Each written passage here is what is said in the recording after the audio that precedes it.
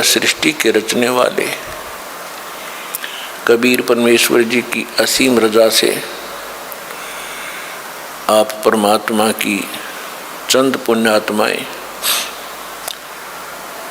परमेश्वर की महिमा सुनने के लिए उपस्थित हुए।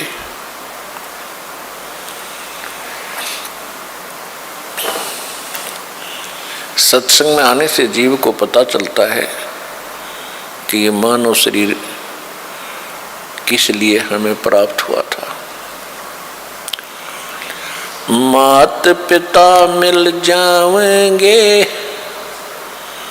1,84,000 माँ, सतगुरु सेवा और बंदगी भाई फेर मिलन की ना। परमात्मा हमें याद दिलाते हैं कि ये भोले प्राणी, माता पिता संतान संपत्ति परिवार तो तुझे माता पिता संतान कहते ये अन्य प्राणियों के शरीरों में भी प्राप्त हो जाएगी, क्योंकि हमने अपने मनुष्य जीवन का उद्देश्य इतना ही मान रखा है। जब तक हम सत्संग नहीं सुनते, यथार्थ ज्ञान हमें प्राप्त नहीं होता, हम अपने कुटुंब और माता पिता इस परिवार के ही सभी परंपराओं में मर्यादाओं में अपना निर्वाह करके इनका पालन करके बड़े गर्व की बात समझते रहे। तो परमात्मा याद दिलाते हैं कि ये माता पिता तो आपको पशु बनोगे, पक्षी बनोगे, कुत्ते बनोगे, वहाँ माता पिता मिलेंगे, गधे बनोगे, वहाँ भी माता पिता मिल जाएंगे, लेकिन मनुष्य जीवन के अंदर ही आप सतगुरु सेवा और भक्ति प्राप्त कर सकते हो। तो सत्संग में आने से प्राणी को ज्ञान होता है कि मनुष्य जीवन का उद्देश्य क्या है। कहते हैं सतगुरु के दरबार में जाइयो बारंबार, भूली वस्तु लखा देवे है सतगुरु दातार। जब तक हम सत्संग में नहीं आते, हम परमात्मा को भूल चुके होते हैं। कभी आपत्ति आती है तो हम याद कर लेते हैं, और जब आपत्ति टल जाती है तो हम केवल बकवाद याद करते हैं, जो मनुष्य जीवन का कोई उद्देश्य भी नहीं होता, वो विषय भी नहीं होता। तो क्या बताते हैं परमात्मा, भाई दुख में सुमरण सब करे, सुख में करे ना कोई, जय सुख में सुमरण करे तो दुख कहूँ को होवे। कबीर सुख में सिमरण किया नहीं, दुख में करते याद, कहे कबीरता दास की कौन सुने फरियाद। मानुष जन्म पाए कर जय नहीं रटे हरि नाम, जैसे कुआ जल बिना बनवाया क्या काम। मानुष जन्म दुर्लभ है ये मिले न बारंबार, तरवर से पत्ता टूट गिरे वो बोर न लगता डर। राम रटत दारिद्र भलो, राम रटत निर्धन भलो, टूटी घर की छान, वो सुंदर मैल किस काम के, जाम भक्ति नहीं भगवान। राम रटत कोढ़ी भलो, चू चू पड़े जो चाम, वो सुंदर शरीर किस काम का, जा मुख नाही नाम। कबीर जिव्या तो वाहे भली, जो रटे हरि नाम, नहीं तो काट के फेंक दियो, ये मुख में बोलो ना चाम।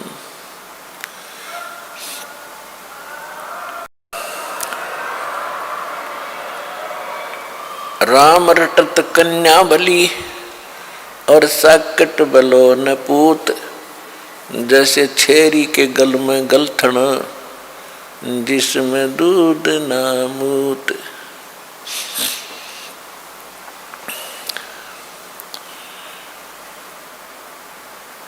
परमात्मा कहते हैं कि ये प्राणी आपत्ति के समय परमात्मा को याद करते हैं। सुख होता है जो भगवान को भूल जाते हैं। यदि सुख में भी भगवान को आप याद करोगे तो आपत्ति नहीं आएंगी। फिर कितना महत्व बताया है भगवान की भक्ति का, कि मनुष्य जीवन ये बार बार प्राप्त नहीं होगा।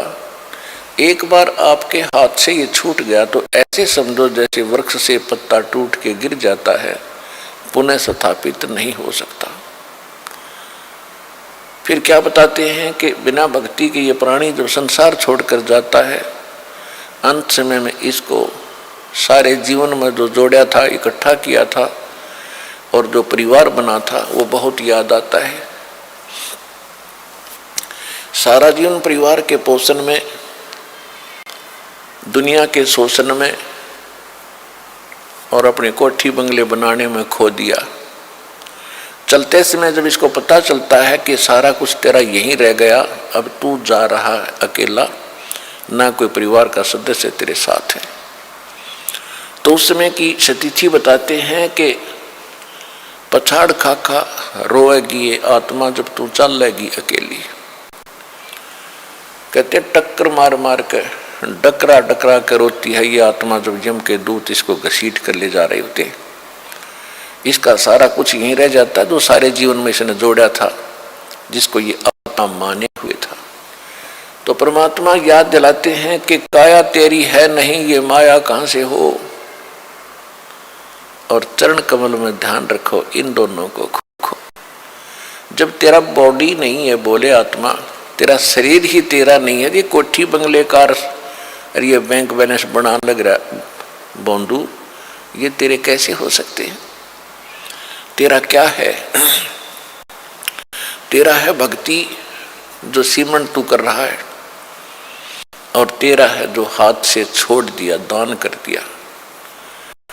दान भी कहते हैं सुपात्र को करे, गलत स्थान पर किया हुआ दान भी व्यर्थ होता है। गुरु बिन माला फेरते देते दान, गुरु बिन दोनों निष्फल हैं, चाहे पूछो वेद पुराण। परमात्मा कहते हैं चिड़ी चोंच भर ले गई, नदी न गट्यो नीर, दान दिए धन घटे नहीं, न्यू कह रे साहिब कबीर। देते को हर देत है जहां तहां से आन, अन देवा मांगत फिरो फिर साहिब सुने ना कान। परमात्मा कहते हैं धर्म तो दसके नहीं, ये दसके तीनों लोग, खैरायत में खैर है भाई कीजिए आत्मपोख। तो मनुष्य जीवन के आपके साथ जो मनुष्य जीवन में संग्रह करोगे, ये धन है जो आपका आपके साथ जाओगा। कबीर सब जग निर्धना, धनवंता ना कोई, धनवंता सो जानियो जिस पर राम नाम धन होवे। कि सारा संसार निर्धन है, जिसके पास सत्य भक्ति जो राम का नाम का धन है, यानी सच्चे मंत्रों की कमाई जो है राम नाम का धन होता है,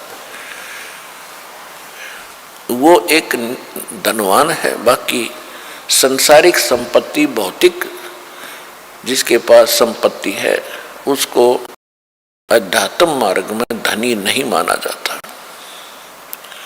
फिर क्या बताते हैं कबीर, राम रटत निर्धन भलो और टूटी घर की छान है, वो सुंदर महल किस काम के जहां भक्ति नहीं भगवान। पुण्यात्माओं, आज परमात्मा के बच्चे जिनको दीक्षा प्राप्त हो चुकी है, उसके परिवार के अंदर एक मिनी आश्रम बन गया। ऐसा स्थान बनाया जाता है जहाँ भगवान के स्वरूप को रखते हैं, जहाँ परमात्मा की ज्योति जलाई जाती है। सभी उठकर वहाँ प्रणाम करते हैं। सुबह और शाम दोपहर को भगवान की चर्चा चलती है, रमैणी होती है, आरती होती है, सुबह के नित्यनेम होते हैं। फिर दिन में जब भी टाइम लगता है, कोई मंत्र कर रहा है, कोई सिमरन सतनाम का कर रहा है, तो कितना माहौल बदल गया ना। उसमें बकवाद बतलाना वो न बोला, वो न बोला, उसका नाश होगा, उनका ऐसे नुकसान होने वाला है, वो ऐसे गलती करते हैं। तो इस तरह की बकवादें बतला के उस परिवार, उस घर के अंदर हम ये कुविचार छोड़ देते थे। फिर वो कुविचार हमारे मस्तिष्क में टकराते रहते थे, हमें डिस्टर्ब रखते थे, शांति नहीं होने देते हैं। और जब परमात्मा की महिमा और अमृतवाणी जब स्टार्ट होती है तो कुविचार ऊपर चले जाते हैं और सुविचार उस घर में धीरे धीरे स्थापित होने लग जाते हैं। फिर घर में शांति शुरू हो जाती है। ये तरीका है। अब कहीं भी परमात्मा की चर्चा नहीं, सुबह उठते या तो न्यूज़पेपर पढ़ देंगे जिनमें कोरी झूठ बकवाद भर रखी होती है, समाचार पत्र, या टीवी चलाएंगे, समाचार सुन लेते हैं, सारे दिन बकवाद गड़े, या फिर फिल्म देखेंगे। तो जब तक प्राणी के पूर्व जन्म के शुभ संस्कार चलते हैं तब तक वो कुछ भी करता रहे, और सपने में भी भगवान याद ना करो, उसको सारे सुख मिल रहे होते हैं। तो संसार ये देखता रहता है, भगत भी डिस्टर्ब हो जाते हैं कि हम भक्ति भी कर रहे हैं, हमें आपत्तियों का फिर भी कोई ना कोई सामना करना पड़ जाता है, और दूसरा व्यक्ति सारा दिन बकवाद करते हैं, शराब पीते हैं, ताश खेलते हैं, राजनीति में बड़े रहते हैं, और कोई भी बुरे काम की कोई टाल नहीं उनके, और वो फिर भी सुखी है। तो इसको देखकर विचलित ना होना, परमात्मा के बताए इस पॉइंटों को, बिंदुओं को ध्यान से सोचना। कहते वो पिछले जन्म के पुण्यकर्मी प्राणी हैं, और जब तक उनके पुण्य चलेंगे वो कितने को वध करो, उनको कोई हानि होने वाली नहीं है। और जब उनके पुण्य समाप्त होंगे फिर पाप कर्मों का दौर शुरू होगा। फिर देखना उनके घर में के कैर टूटेंगे। और आप के ऊपर भक्ति करते करते भी दिक्कत आ रही है, तो अगर भक्ति ना करते तो आपका तो सर्वनाश हो जाना था। विचार कीजिए, जैसे आप जी ने सर्दी के मौसम में कंबल ले रखा है या स्वेटर पहन रखी है और सर्दी फिर भी लग रही है, तो ये ना सोचना कि आप उस स्वेटर ने आपका बचाव नहीं कर रखा।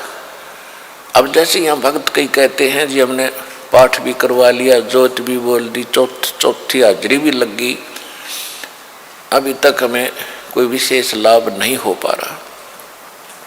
ये तो हो ही नहीं सकता कि जब आप इतना कर्म कर रहे हो भक्ति का तो कोई लाभ ना हो। ये तो आपकी अनजान सोच है, बालक बुद्धि है।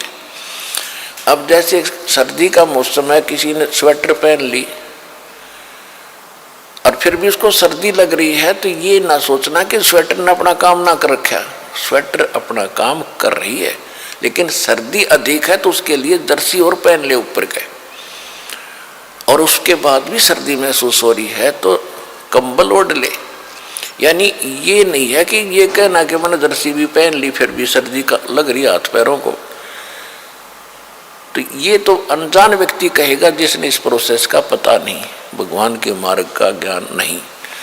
तो जो आप पुण्य कर रहे हो और विधिवत कर रहे हो, पूरी विधि यहाँ पर प्राप्त है। गुरु जी के बिना दान करना व्यर्थ है, आप जी को सतगुरु मिले, आप जी को विधि मिली है, आपको पूर्ण परमात्मा मिला है, पूर्ण परमात्मा का मार्ग मिला, सत भक्ति मिली है, और फिर आप साधनाएं सही कर रहे हो, तो आप ये ना सोचना कि आपको लाभ नहीं हो रहा। आपके पाप कर्मों की सर्दी घनी है,